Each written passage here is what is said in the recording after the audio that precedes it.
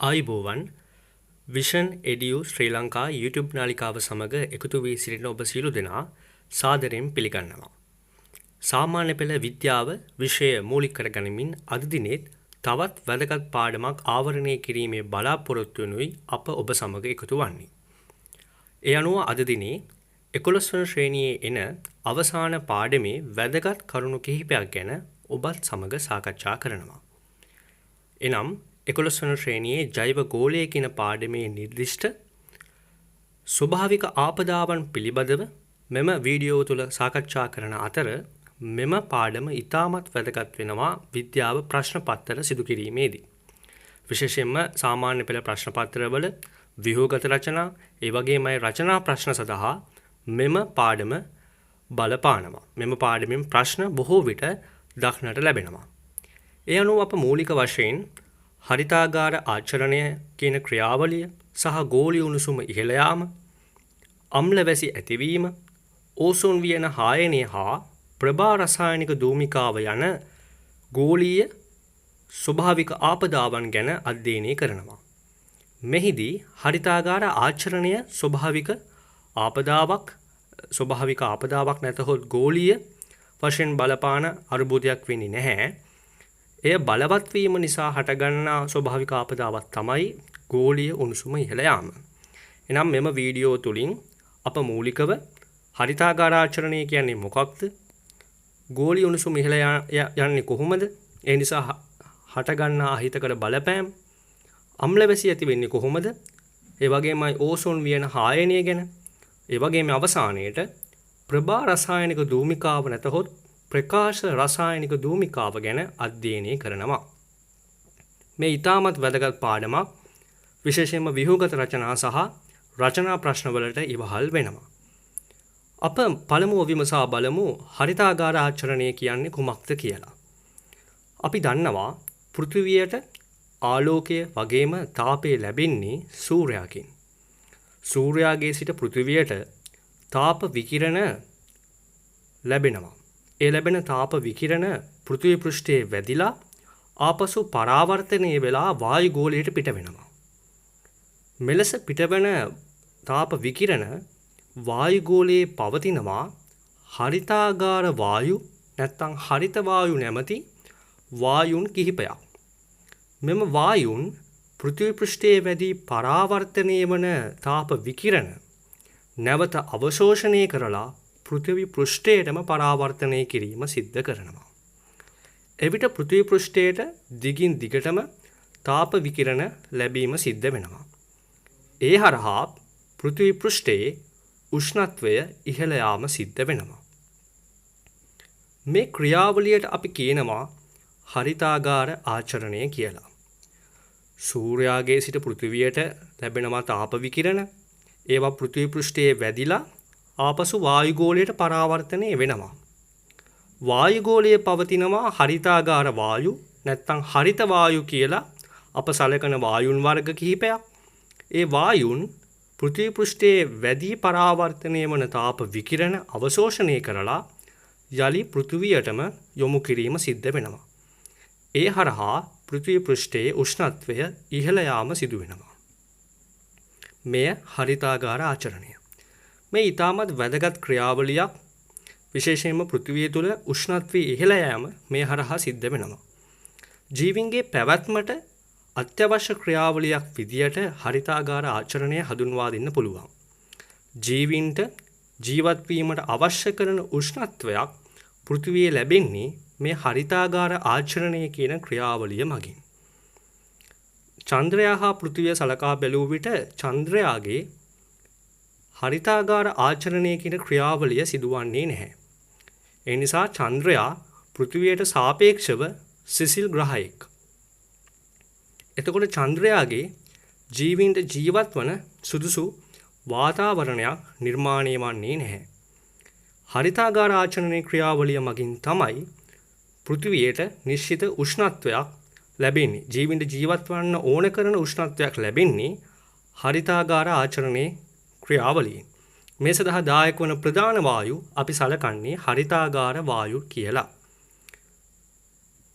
හරි. දැන් ඔයගලන්ට පේනවා වායුගෝලයේ පවතින හරිතාගාර වායු. පළවෙනි රූපයේ දෙස අවධානය යොමු කරන්න. සූර්යාගේ සිට පැමිණෙනවා තාප විකිරණ. ඒවා පෘථිවි පෘෂ්ඨයේ වැදිලා පරාවර්තනය වෙනවා. පෘථිවි පෘෂ්ඨයේ වැදී පරාවර්තනය වෙනවා. පෘථිවි පෘෂ්ඨයේ වැදුනම පෘථිවි පෘෂ්ඨයේ උෂ්ණත්වය ඉහළ යනවා. දෙවන රූපේනොත් එයමයි පෙන්වන්නේ. සූර්යාගේ සිට පැමිණෙන තාප විකිරණ පෘථිවි පෘෂ්ඨයේ වැදිලා ආපසු පරාවර්තනය වීම සිද්ධ වෙනවා. බලන්න තුන්වන රූපය. තුන්වන රූපයේදී ඒ ආකාරයෙන්ම විස්තර වෙනවා. සූර්යාගේ සිට පැමිණෙන තාප විකිරණ පෘථිවි පෘෂ්ඨයේ වැදී පරාවර්තනය වෙද්දී හරිතාගාර වායු මගින් අවශෝෂණය කරලා යලි පෘථිවියටම පරාවර්තනය කරනවා. ඕක තමයි හරිතාගාර ආචරණය. අපි බලමු දායක වන හරිතාගාර ආචරණය සිදු කරන හරිතාගාර වායු වර්ග ගැන. ප්‍රධානම හරිතාගාර වායුව වෙන්නේ කාබන් ඩයොක්සයිඩ් CO2. ඒ වගේමයි සල්ෆර් ඩයොක්සයිඩ් SO2. නයිට්‍රජන් වල ඔක්සයිඩ් NOx පොදුවේ අපි කියන්නේ NOx. ඒ වගේමයි මීතේන් CH4. අපි මීතේන් පාඩම ඉගෙන ගත්ත හයිඩ්‍රෝකාබන පාඩමේ ඒක ඇල්කේනයක්. ඒ වගේමයි ජල වාෂ්ප කියන සංයෝග. අවසානයේට ක්ලෝරෝෆ්ලෝරෝකාබන්. මේකට අපි කියනවා CFC කියලා. ක්ලෝරෝෆ්ලෝරෝකාබන් කියන වායුවත් හරිතාගාර ආචරණය සිදු කරන හරිතාගාර වායුවක් විදියට හඳුන්වා දෙන්න පුළුවන්. මේවා වායුගෝලයේ පවතිනවා. මේ වායුන්ට හැකියාව ලැබෙනවා සූර්යාගේ සිට පැමිණෙන තාප විකිරණ පෘථිවි පෘෂ්ඨයේ වැදිලා පරාවර්තනය වෙද්දී ඒවා නැවත අවශෝෂණය කරලා යලි පෘථිවි පෘෂ්ඨයටම පරාවර්තනය කරන්න. ඒ හැකියාව තිබෙනවා හරිතාගාර වායු වලට. මින් ප්‍රධානම හරිතාගාර වායුව වෙන්නේ කාබන් ඩයොක්සයිඩ්. අහන්න පුළුවන්. වායුන් වර්ග කිහිපයක් දීලා ප්‍රධානම හරිතාගාර වායුව ඇහුවොත් කාබන් ඩයොක්සයිඩ්. සාමාන්‍යයෙන් අපේ වායුගෝලය තුල පවතිනවා මීට අමතරව නයිට්‍රජන්, ඔක්සිජන් වගේ වායුන්. හැබැයි අපි ඒවා හරිතාගාර වායු ලෙස සලකන්නේ නැහැ. ඒවාට බෑ සූර්ය විකිරණ සූර්ය ශක්තිය අවශෝෂණය කරන්න. ඒ නිසා සාමාන්‍ය වායුගෝලයේ තියෙන ඔක්සිජන්, නයිට්‍රජන් හරිතාගාර වායු වෙන්නේ නැහැ. ප්‍රධානම හරිතාගාර වායුව වෙන්නේ කාබන් ඩයොක්සයිඩ්. සෙසු හරිතාගාර වායු තියෙනවා. ඔගොල්ලෝ බලා ගන්න විශේෂයෙන්ම මීතේන්, CFC ඒ අතරින් ප්‍රධාන කාරණාවක්. හරි. දැන් ඉන්න අනතුරු අප ප්‍රවිෂ්ඨ වෙමු ගෝලීය උණුසුම ඉහළ යාම. ගෝලීය උණුසුම ඉහළ යාම කියන්නේ ගෝලීය වශයෙන් බලපාන ස්වභාවික ආපදාවක්. හරිතාගාර ආචරණය කියන ක්‍රියාවලිය නිසා තමයි ප්‍රධාන වශයෙන් පෘථිවියට උෂ්ණත්වයක් ලැබෙන්නේ. හැබැයි මේ කියන හරිතාගාර ආචරණය අසාමාන්‍ය ලෙස වර්ධනය වුණොත්, ඒ කියන්නේ තීරණ ඕනාගටත් වඩා බලවත් ලෙස අසාමාන්‍ය ලෙස වර්ධනය වුණොත්, එතකොට පෘථිවියේ උෂ්ණත්වයත් අසාමාන්‍ය ලෙස වැඩි වෙනවා. ඒ කියන්නේ පෘථිවියේ තීරණ ඕන අගයටත් වඩා පෘථිවියේ ගෝලීය උෂ්ණත්වය ඉහළ යාම සිද්ධ වෙනවා. මේකට තමයි අපි කියන්නේ ගෝලීය උණුසුම ඉහළ යාම කියලා. මේක ගෝලීය වශයෙන් බලපාන පාරිසරික අර්බුදයක්. එක රටකට පමණක් සීමා වන දෙයක් නෙමේ, සමස්ත මිහිකත පුරාවටම, සමස්ත මානව වර්ගයාටම බලපාන අර්බුදයක්. පෘථිවියේ උෂ්ණත්වය සාමාන්‍ය අගයට වඩා වැඩි වෙනවා. මෙමගින් විවිධාකාර අහිතකර බලපෑම් ඇති වෙනවා. පෘථිවියේ උෂ්ණත්වය ගොඩාක් වැඩි. එය අහිතකර බලපෑම් ඇති කරනවා.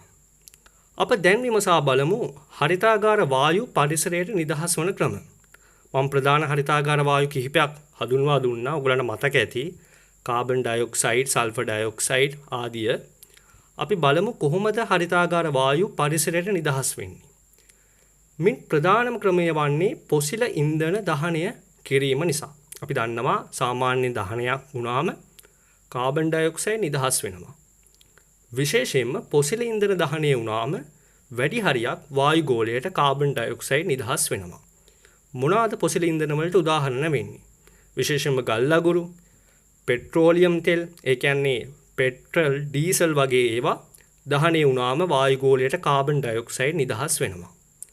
මීට අමතරව ගිනිකඳු පිපිරීම ආදී කරුණු නිසා වායුගෝලයට කාබන් ඩයොක්සයිඩ් වලට අමතරව සල්ෆර් ඩයොක්සයිඩ් කියන වායුවත් නිකුත් වෙනවා. ඒ වගේමයි කැලිකසල ගොඩවල්, වගාබිම්, වගුරු බිම් ආශ්‍රිතව ජීවත් වෙනවා බැක්ටීරියා වර්ග. මේ බැක්ටීරියාවන් මලගිය ශාක, ඒ වගේමයි සත්ව කොටස් මත ක්‍රියා කරලා, එකී වූ කාබනික අපද්‍රව්‍ය මත ක්‍රියා කරලා මීතේන් නැමැති වායුව නිදහස් කරනවා. එතකොට ඒ හරහා තමයි මීතේන් වායුගෝලයට නිදහස් වෙන්නේ.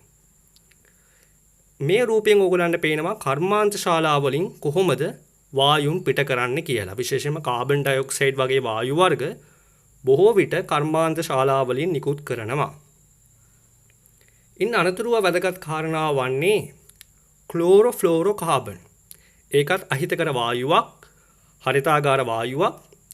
විශේෂයෙන්ම ශීතකරණ, ඒ වගේමයි වායු සමනකරණ යන්ත්‍ර නිර්මාණය වෙලා තින්නේ ක්ලෝරෝෆ්ලෝරෝ කාබන් කියන වායුවෙන්.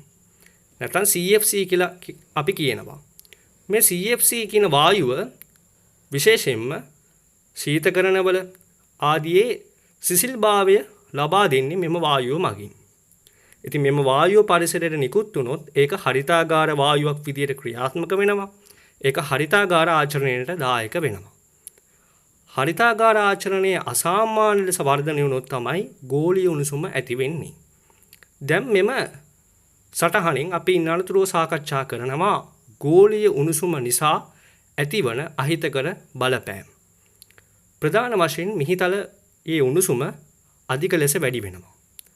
එතකොට අපි දන්නවා පෘථිවියේ ද්‍රව දෙපස පවතිනවා ග්ලැසියර්.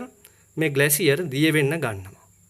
ග්ලැසියර් දිය වුණාම සාගර ජලයේ ජල මට්ටම ඉහළ යනවා. මුහුදු ජලය ප්‍රසාරණය වෙනවා. ඒ නිසා මාලදිවයින වගේ කුඩා දූපත් ජලයෙන් යට වෙන්න පුළුවන්. දැන් මේ රූපයෙන් ඔයාලට පේනවා ග්ලැසියර් දියවන ආකාරය. ඒ වගේමයි පෘථිවියේ උෂ්ණත්වය අසාමාන්‍ය ලෙස වර්ධනය වීම නිසා ලෝකයේ පවතින දේශගුණික රටා වෙනස් වෙනවා. විශේෂයෙන්ම නොසිතූ විදියට අධික නියන් කාලවල වලට මුහුණ දෙන්න සිද්ධ වෙනවා. ඒ වගේමයි ධාරානිපාත වර්ෂාවන් ඇදහැලීම සිද්ධ වෙනවා ගෝලීය උණුසුමේ බලපෑම නිසා. සමහර විට සුළුසුළං ආදී ආපදාවන් වලට ලක් වෙන්න පුළුවන්. ඒ වගේමයි වසංගත රෝගී තත්ත්ව පැතිරී යාමද ගෝලීය උණුසුම නිසා ඇතිවන අහිතකර බලපෑම්. ඒවා ඍජුව බලපෑම් වෙන්න පුළුවන්. සමහරක් විට වක්‍රාකාරී වූ බලපෑම් වෙන්න පුළුවන්. උදාහරණයක් විදියට සමහර වසංගත රෝගී තත්ත්වයන් විශේෂම කොරෝනා ආදියත් ගෝලීය උණුසුමේ යම්කිසි වක්‍රාකාර බලපෑමක් වෙන්න පුළුවන්. ප්‍රධාන බලපෑම් මේවා. විශේෂයෙන්ම ග්ලැසියර් දියවීම, එමගින් සාගර ජල මට්ටම ඉහළ යාම, ඒ හරහා කුඩා දූපත් යටවීම සහ ලෝකයේ දේශගුණික රටා වෙනස් වීම. දේශගුණික රටා ලෙස මම මෙහි අදහස් කරන්නේ වර්ෂාපතනය ආදිය වෙනස් වෙන්න පුළුවන්. වර්ෂාපතනය වෙනස් වෙන්න පුළුවන්. අධික නියං කාලවල වලට එළඹෙන්න පුළුවන්. එතකොට මේ නියං කාලවල සමහර විට මාස 6-7 විදියට දිගු නියං කාලවල වලට ලක් වෙන්න පුළුවන්. වසංගත රෝග ආදියත් පැතිරී යන්න පුළුවන්. පෘථිවියේ උෂ්ණත්වය අධික ලෙස වැඩි වෙනවා. ඉතින් මේ ගෝලීය උණුසුම කියන්නේ අහිතකර සමස්ත ලෝකයාටම බලපාන ආපදාවක්. මේ ඇති වෙන්නේ හරිතාගාර වායු තිබිය යුතු මට්ටමටත් වඩා වැඩි වුණොත්. අපිට හරිතාගාර වායු අඩු කරන්න පුළුවන් එකම ක්‍රමය වන්නේ ශාක වගා කිරීම. මොකද ශාක විතරයි ප්‍රභා සංශ්ලේෂණය මගින් කාබන් ඩයොක්සයිඩ් වායුව අඩු කරන්නේ. එතකොට වායුගෝලයේ තියෙන කාබන් ඩයොක්සයිඩ් අඩු කරන්න පුළුවන් එකම ක්‍රමය වන්නේ ප්‍රභා සංශ්ලේෂණය. එහෙනම් ගෝලීය උණුසුම ඉහළ යාම වළක්වා ගන්න පුළුවන් හොඳම ක්‍රමය වෙන්නේ වන වැස්ම, වනාන්තර ඇති කිරීම. හරි. අපි දැන් සාකච්ඡා කරමු අම්ල වැසි ඇතිවීම ගැන. අම්ල වැස්සක් කියන්නේ මොකක්ද? අම්ල වැස්සක් කියන්නේ සාමාන්‍ය වර්ෂාව සමග අම්ල දිය වෙලා, ආම්ලික වායුන් දිය වෙලා වැස්සත් සමග අම්ල පොළොවට ඇදහැලෙනවා නම් ඒක අපි සරලව කියනවා අම්ල වැසි කියලා. සාමාන්‍යයෙන් වායුගෝලයේ පවතිනවා කාබන් ඩයොක්සයිඩ් වායුව. මේ කාබන් ඩයොක්සයිඩ් වායුව ආම්ලික වායුවක්. එයා වැසි ජලයේ දී වුණාම වැසි ජලය ආම්ලික වෙනවා. එතකොට වැසි ජලයේ pH අගය 5.6ක් පමණ වෙනවා. නමුත් අම්ල වැස්සක් කියන්නේ ළමයි pH අගය 5.6ටත් වඩා අඩු වඩාත් ආම්ලික වර්ෂාවක්. එහෙනම් කාබන් ඩයොක්සයිඩ් වලට වඩා ආම්ලික වායු වැසි ජලයේ දිය වෙන්න ඕනේ. එහෙනම් අම්ල වැස්සක් කියන්නේ pH අගය 5.6ට වඩා අඩු වඩාත් ආම්ලික ජලය වර්ෂාවක් ලෙස පෘථිවියට වැටීමේ ක්‍රියාවලියක්. මේක අහිතකර බලපෑමක් සමස්ත ලෝකයාටම බලපාන ක්‍රියාවලියක් ලෙස මෙය හඳුන්වා දෙන්න පුළුවන්. තව විශේෂ කාරණාවක් දැනගන්න කාබන් ඩයොක්සයිඩ් අම්ල වැසි ඇති කරන්න දායක වෙන්නේ නැහැ. මොකද කාබන් ඩයොක්සයිඩ් ජලයේ දියුණුවොත් ඇති වෙන්නේ 5.6ක පමණ pH අගයක්. අම්ල වැස්සක් වෙන්න නම් pH අගය 5.6ට වඩා අඩු වෙන්න ඕනේ. අම්ල වැසි ඇති වෙන්න දායක වන ප්‍රධාන ආම්ලික වායුන් තුනක් මම මෙහිදී පෙන්වා දෙනවා. එකක් තමයි සල්ෆර් ඩයොක්සයිඩ් SO2. අනිත් වායුව තමයි සල්ෆර් ට්‍රයොක්සයිඩ් SO3. අනිත් වායුව තමයි නයිට්‍රජන් ඩයොක්සයිඩ් NO2. මෙම වායුන් කාබන් ඩයොක්සයිඩ් වලට වඩා ආම්ලිකයි. ඒවා වැසි ජලයේ දියුණුවොත් වැසි ජලයේ ආම්ලික හැකියාව ගොඩාක් වැඩි වෙනවා. ඒ කියන්නේ pH අගය 5.6ට වඩා අඩු වෙනවා. මම වෙනම සඳහන් කර තිබෙන ඕගොල්ලන්ට පේනවා කාබන් ඩයොක්සයිඩ් අම්ල වැසි ඇති කරන්න දායක වෙන්නේ නැහැ. ඒ වගේමයි සාමාන්‍ය වායුගෝලයේ තියෙන ඔක්සිජන් වගේ ඒවත් දායක වෙන්නේ නැහැ. දැන් මේ sulphur dioxide, sulphur trioxide, nitrogen dioxide වගේ ඒවා වැසි ජලයේ දිය වුණාම අම්ල හට ගන්නවා. මම උදාහරණයක් ලෙස මෙහිදී පෙන්වනවා සල්ෆර් ඩයොක්සයිඩ් වායුව ජලයේ දිය වුණොත් සල්ෆියුරස් අම්ලය හැදෙනවා. මේ සල්ෆියුරස් අම්ලය වැසි ජලයේ දීදී තවදුරටත් ඔක්සිජන් සමග ප්‍රතික්‍රියා කරලා ඒක පත් වෙනවා ළමයි සල්ෆියුරික් අම්ලය බවට. අපි දන්නවා සල්ෆියුරික් කියන්නේ ප්‍රබල අම්ලයක්. එතකොට මේ සල්ෆියුරික් අම්ලය වැසි ජලයේ නිර්මාණය වෙනවා. අම්ල වැස්සක් කියන්නේ මෙවැනි සල්ෆියුරික් වගේ අම්ල වර්ෂාවක් විදියට පොළවට වැටීමේ ක්‍රියාවලියක්. මේකේ ඍජු බලපෑම් තියෙනවා. මේකේ වක්‍ර බලපෑම් තියෙනවා. අපි දන්නවා සාමාන්‍ය අම්ලයක් කියන්නේ ඉතාමත් ප්‍රබලයි.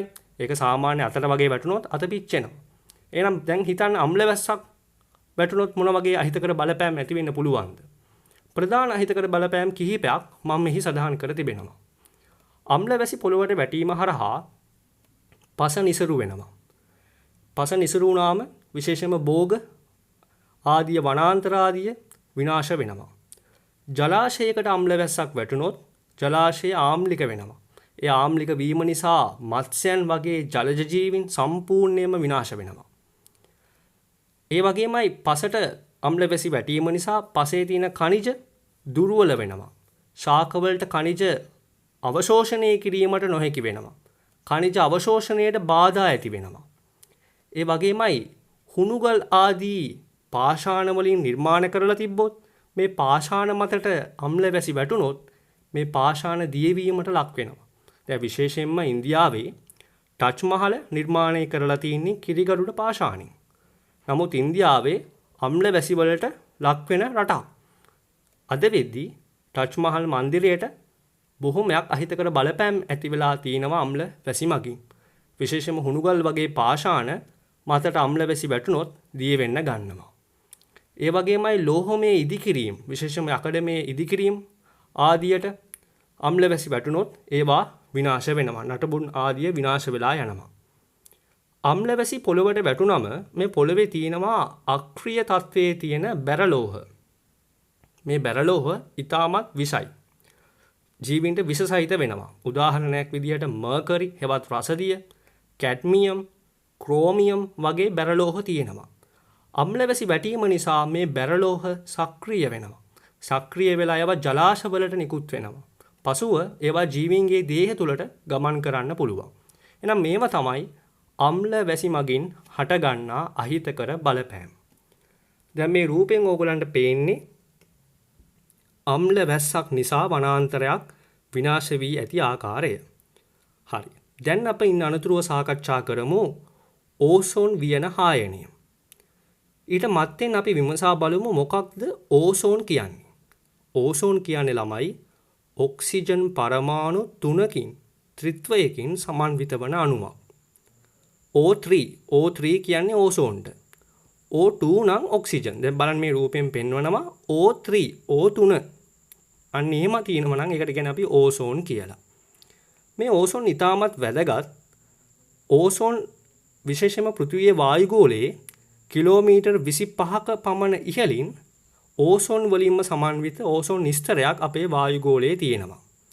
හොඳට ධාරණය කරගන්න ඕසෝන් ස්තරයේ තියෙන්නේ අපේ වායුගෝලයේ අපරිවර්තී ගෝලයේ. නැත්නම් මේකට තව නමක් කියනවා ස්තර ගෝලය. අපිට තියෙනවානේ වායුගෝලයක්. ඒ වායුගෝලයේ අපරිවර්තී ගෝලය තමයි ඕසෝන් ස්තරයේ පිහිටා තියෙන්නේ කිලෝමීටර් 25ක් පමණ ඉහළින්. දැන් මේ රූපෙනොත් ඔයාට ඕසෝන් ස්තරය තමයි පේන්නේ. ඕසෝන් ස්තරය ඉතාමත් වැදගත්. අපි දන්නවා සූර්යාගෙන් අපිට තාප විකිරණ ලැබෙනවා. හැබැයි මේ තාප විකිරණ අතර තියෙනවා ජීවීන්ට ඉතාමත් අහිතකර වන පාරජම්බුල කිරණ. මේ පාරජම්බුල කිරණ පෘථිවියට එන එක හොඳ නැහැ. පාරජම්බුල කිරණ පෘථිවියට එන එක වළක්වන්නේ ඕසෝන් ස්තරය මගින්. පෘථිවි පෘෂ්ඨය කරා ළඟාවන වළක්වන ආරක්ෂක වියනක් විදියට ඕසෝන් ස්තරය ක්‍රියාත්මක වෙනවා. නමුත් ඕසෝන් ස්තරය විනාශ වුණොත් මේ වහලක් වගේ තියෙන ඕසෝන් ස්තරේ සිදුරු හට ගන්නවා. සිදුරු හටගත්තොත් අර මා කලින් සඳහන් කරපු සූර්යාගේ අහිතකර පාරජම්බුල කිරණ පෘථිවියට පැමිණෙන්න පුළුවන්. ඕසෝන් වියන ස්තරය විනාශ කරන ප්‍රධානම වායුන් තියෙනවා. ඒ අතරින් ප්‍රධානම වායුව වෙන්නේ ළමයි ක්ලෝරෝෆ්ලෝරෝකාබන්. මේකට අපි කියනවා CFC. විශේෂයෙන්ම ශීතකරණවල පවතින්නේ මේ වායුව. ඒ වගේමයි නයිට්‍රික් ඔක්සයිඩ් කියන වායුවත් යොදා ගන්නවා ඕසෝන් අණු විනාශ කරන්න. ඒ කියන්නේ ඕසෝන් විනාශ කරන වායුවක් තමයි නයිට්‍රික් ඔක්සයිඩ් කියන්නේ. මෙවැනි වායුන් ඕසෝන් අණුව විනාශ කරනවා. එතකොට ඒ ඕසෝන් ස්තරයේ සිදුරු හට ගන්නවා. සිදුරු හටගත්තොත් මොකද වෙන්නේ? අර සූර්යාගේ අහිතකර පාරජම්බුල කිරණ පෘථිවියට පැමිණෙනවා. මේවා ශාකවලට, සතුන්ට, සීලුම ජීවීන්ට සූර්යාගේ පාරජම්බුල කිරණ විෂසහිත වෙනවා. දැන් බලන්න ඉහළ වායු ගෝලයේදී ක්ලෝරෝෆ්ලෝරෝකාබන්, ඒ කියන්නේ CFC සූර්ය ශක්තිය ලබාගෙන ඕසෝන් ස්තරය විනාශ කරනවා. එතකොට ඕසෝන් ස්තරයේ නිර්මාණය වෙනවා සිදුරු. දැන් මේ රූපේ බලන්න කොළ පාටින් පෙන්වන්නේ ඕසෝන් ස්තරය. නමුත් එක තැනක විශාල සිදුරක් නිර්මාණය වෙලා තියෙනවා. දැන් ලෝකේ ඇන්ටාර්ක්ටිකා මහද්වීපයට ඉහළින් ඕසෝන් ස්තරයේ විශාල සිදුරක් තියෙනවා. ඉතින් මේකට තමයි අපි කියන්නේ ඕසෝන් ස්තරයේ ක්ෂය වීම කියලා. මේකත් ගෝලීය පාරිසරික අර්බුදයක්. ගෝලීය අර්බුදයක්. එක රටකට පමණක් සීමා වන අර්බුදයක් නෙමෙයි. මේක සමස්ත මිනිස් වර්ගයාටම බලපාන අර්බුදයක්. මේ හරහා ඕසෝන් ස්තරය විනාශ වුණොත් මොකද වෙන්නේ? සූර්යාගේ අහිතකර පාරජම්බුල කිරණ පෘථිවියට පැමිණෙනවා. ඒවා සතුන්ගේ, ඒ වගේම ශාකවලට නිරාවරණය වුණාම ශාක හා සතුන් විවිධාකාර බලපෑම් වලට ලක් වෙනවා. මේවා බොහෝ විට අහිතකර බලපෑම්. දැන් ඕගොල්ලන්ට පේනවා එවැනි අහිතකර බලපෑම් කිහිපයක්. එක ප්‍රධාන අහිතකර බලපෑමක් තමයි ඇසේ සුද ඇතිවීම. අහිතකර පාරජම්බුල කිරණ වලට නිරාවරණය වුණාම ඇසේ සුද ඇති වෙනවා. ඒ කියන්නේ අක්ෂිකාචයේ පාරදෘශ්‍යභාවය අඩු වෙලා යනවා. ඒ වගේමයි ජීවින් තුල විවිධාකාරයේ වූ විකෘති තත්ත්ව ඇති වෙන්න පුළුවන්. විශේෂයෙන්ම අහිතකර පාරජම්බුල කිරණ වලට ලක් වුණාම සමේ පිළිකා තත්ත්ව ඇති වෙනවා. ඒ වගේමයි ජීවින්ගේ ප්‍රතිශක්තිකරණ පද්ධතිය විනාශ වෙනවා, දුර්වල වෙනවා. එතකොට විවිධාකාර රෝගවලට ඔයාව ලක් වෙනවා. ඒ වගේමයි ශාක අහිතකර පාරජම්බුල කිරණ වලට ලක් වුණාම ශාකවල ප්‍රභා සංශ්ලේෂණය අඩපණ වෙනවා. ඒ හරහා ශාකවල අස්වැන්න අඩු වෙනවා. ආහාර නිපදවීම අඩු වෙනවා. එහෙනම් ළමයි පාරජම්බුල කිරණ පෘථිවියට එන එක අහිතකර බලපෑමක්. ඒක සමස්ත මිනිස් වර්ගයාටම බලපාන අහිතකර බලපෑමක්. ඒක වළක්වන්නේ ඕසෝන් ස්තරය මගින්. අපේ වායුගෝලයේ අපරවර්තී ගෝලයේ තමයි ඕසෝන් ස්තරය තියෙන්නේ. ඒක අපි රැක ගන්න ඕනේ. දැන් මේ රූපයෙන් ඔයාලට පේනවා පෘථිවියේ පීඩාවට පත් වෙලා තියෙන්නේ සූර්යාගේ අහිතකර පාරජම්බුල කිරණ නිසා. අප අවසානයේ දැන් කතා කරන්න යන්නේ අනෙක් ස්වභාවික ආපදාව ගෝලීය අර්බුදය හෙවත් ප්‍රභා රසායනික දූමිකාව. මේකට තව නමක් කියනවා ප්‍රකාශ රසායනික දූමිකාව කියලා. දිවා කාලයේදී කර්මාන්ත ශාලාවලින් විෂ වායුන් නිකුත් වෙනවා. විශේෂයෙන්ම හයිඩ්‍රෝකාබන වගේ දේවල් කර්මාන්ත ශාලාවලින් දුමාරය ලෙස වායු ගෝලයට නිකුත් වෙනවා. ඒ වගේම ඇතැම් වාහනවල දුමාරය මගිනුත් විවිධාකාර අහිතකර වායුන් විශේෂයෙන්ම සල්ෆර් ඩයොක්සයිඩ්, නයිට්‍රජන් ඩයොක්සයිඩ් වගේ වායු වර්ග වායු ගෝලයට නිදහස් වෙනවා. සූර්යාලෝකයේ හමුවේදී දිවා කාලයේ මෙම වායුන් එකිනෙක ප්‍රතික්‍රියා කරනවා. ඒ කියන්නේ හයිඩ්‍රෝකාබනත් වාහන වලින් පිටවෙච්ච රසායනික ද්‍රව්‍යයන් ප්‍රතික්‍රියා කරලා වායු ගෝලය නිර්මාණය වෙනවා කහ දුබුරු පැහැති තිමිර පටලයක්.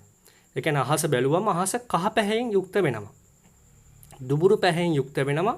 අහසේ වාතයේ තියෙන පාරදෘශ්‍යභාවය අඩු වෙනවා. මේකට තමයි අපි කියන්නේ ප්‍රභා රසායනික දූමිකාව. ප්‍රකාශ රසායනික දූමිකාව කියලා. මේ හරහා වායු ගෝලයේ කහ පැහැති වෙනවා. පාරදෘශ්‍යභාවය අඩුවීම සිද්ධ වෙනවා. මේක අහිතකර බලපෑමක්. මේකත් ගෝලීය ආපදාවක් විදියටයි අපි සැලකන්නේ.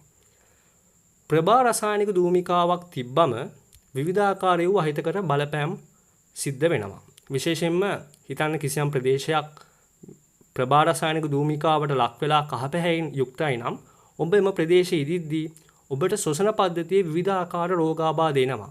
කැස්ස, හතිය වගේ ආබාධ. විශේෂයෙන්ම මේ ශාකවලට විෂ සහිතයි. ශාකවල වර්ධනය ඌන වෙනවා. ආහාර නිෂ්පාදනය අඩාල වෙනවා. ඒ වගේම වාතයේ පාරදෘශ්‍ය බව අඩු වෙනවා. විශේෂයෙන්ම රබර් ඒ වගේම රෙදිවල ගුණාත්මක භාවය අඩු වෙනවා. ඒවා ඒ ගුණාත්මක භාවය අඩු වෙලා ඒවා විනාශ වෙනවා. ඒ අනුව අද මේ වීඩියෝ තුලින් අප මූලික වශයෙන් ජෛව ගෝලය කියන පාඩමට එන වැදගත්ම මාතෘකා කිහිපයක් ගැන සාකච්ඡා කරා. මේවා ගොඩක් ළමුන් ඉගෙන ගන්නේ නැහැ. පවතින මේ COVID-19 තත්ත්වය හමුවේ. නමුත් මේවා අනිවාර්යෙන් විභාගයට ඉවහල් වන කරුණු. මේවා ව්‍යුහගත රචනාවලට අනිවාර්යෙන්ම එනවා. රචනා ප්‍රශ්න වලට අනිවාර්යෙන්ම එනවා. මේවා තවත් වැදගත් වීඩියෝ මාලාවකින් හමුවීමේ බලාපොරොත්තුවෙන් අද දිනේ මම සමුගන්නවා. ඔබ සියලු දෙනාටම ජයග්‍රහණය ප්‍රාර්ථනා කරනවා.